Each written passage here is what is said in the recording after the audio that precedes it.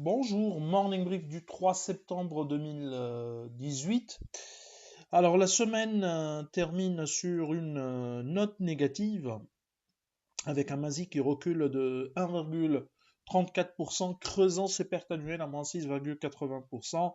D'ailleurs, le principal indice de la bourse de Casa termine le mois d'août sur une baisse de 1,70%. Il s'agit de la quatrième baisse mensuelle consécutive. Et ce qui caractérise vraiment le marché marocain lors de cette année, de ces premiers mois, est sans aucun doute l'effondrement des volumes sur le marché secondaire.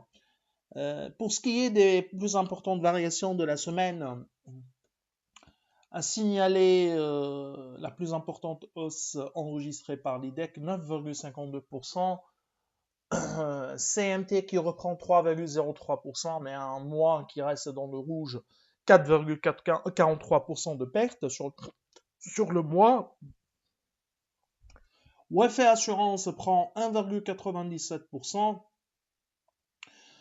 mais qui ne permet pas d'atténuer un mois qui était très difficile avec une perte de 15,6%. Disway prend 1,50%, Total Maroc 1,10% de gain, Massa Maroc 0,82% et Cosumar qui prend également 0,29%. Pour ce qui est des pertes sur la semaine, la Belleville recule de 5,86%, SBM perd 5,67% et Sonacid de 5,34%, Doha qui recule de 4,72% et BMCI qui accuse une perte de 3,78%.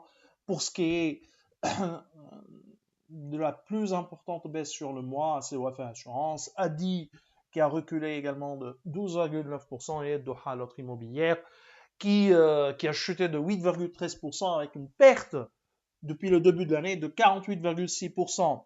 Alors, côté actualité, il y a Banque El Maghreb qui a publié ses chiffres relatifs au mois de juillet, pardon, notamment en ce qui concerne le crédit bancaire.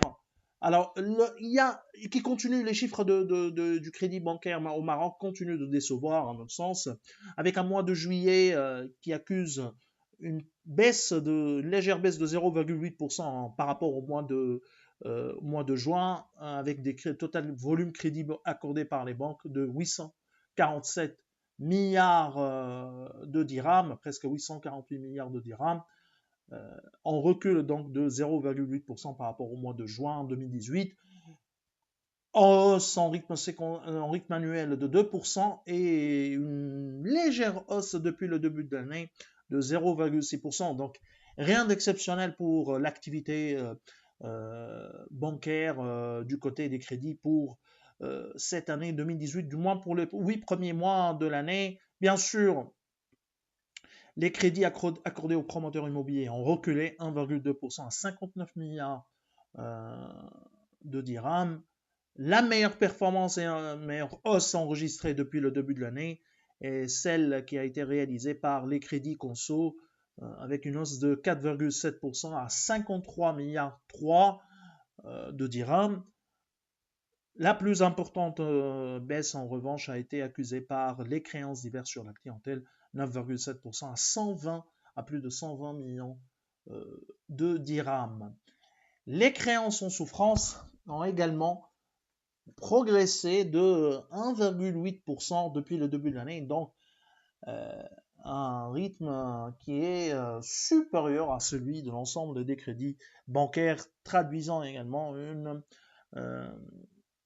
une détérioration de la qualité d'actifs des crédits bancaires au Maroc. Alors, je vous souhaite un bon début de semaine. Au revoir, à demain.